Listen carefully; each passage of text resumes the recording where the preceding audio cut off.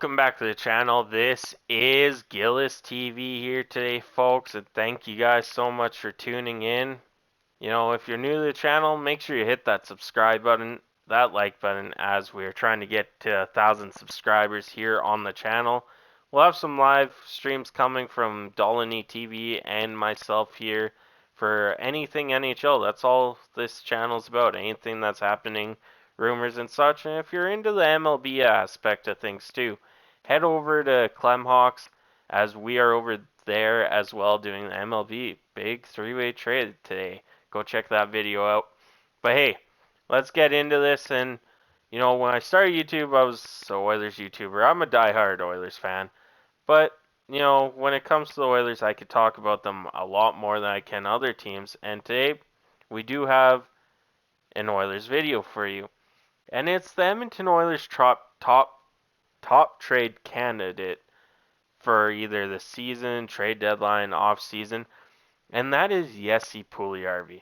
And I know fans have mixed emotions. One day, oh, Jesse had such a great game. The next, it's like, oh, what was he doing? Like, why is he out there? Why is Jay Woodcroft deploying him?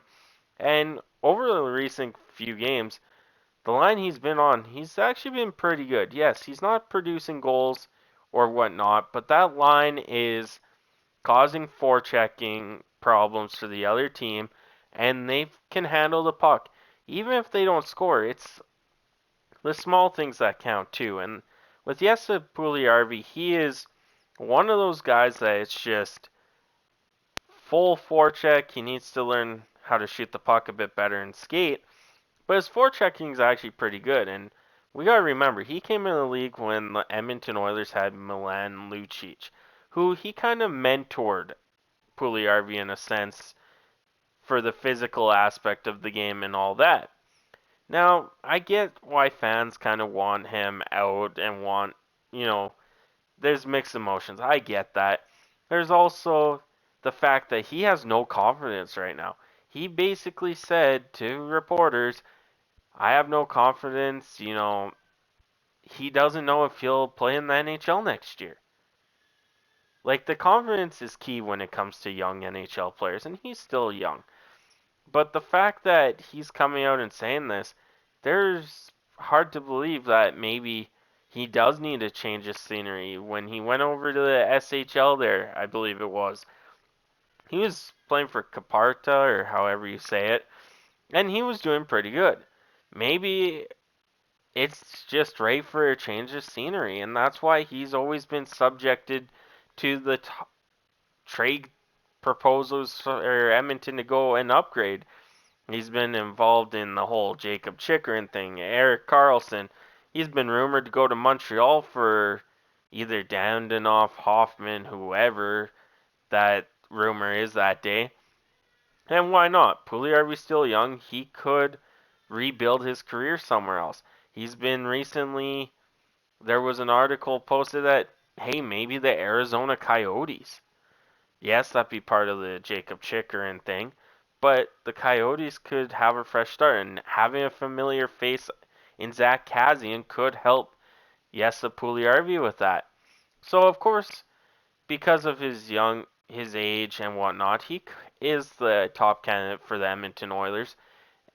But it's kind of worrisome too that if he keeps playing the way he is, take away all the small things he does, but the goals, points, penalties, what realistically can the Oilers get out of Jesse Puljujarvi?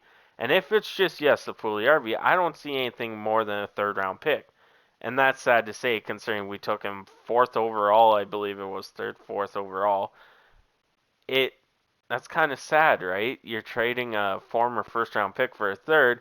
We've seen it with Alex Galchenyuk a lot lately. But at the same time, if you're the Oilers, you try and package him in a deal for, say, Joel Edmondson, it's a possibility. But then there's the upside, too, of keeping him.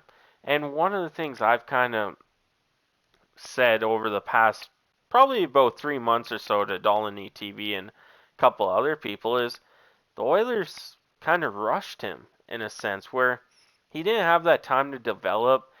I believe he should have probably spent 2-3 seasons in the AHL, getting to know the North American ranks, getting to dominate that coming up to the NHL. And some fans might say, hey, you're stupid for thinking that. Hey, it's a possibility. We never know now because that can't happen. There's no way he's going down to the AHL unless he gets seriously hurt, which I hope not, knock on wood, hurt and then goes down for a conditioning stint. Well, that doesn't do much. But his confidence is not there. How can you gain your confidence is, scoring.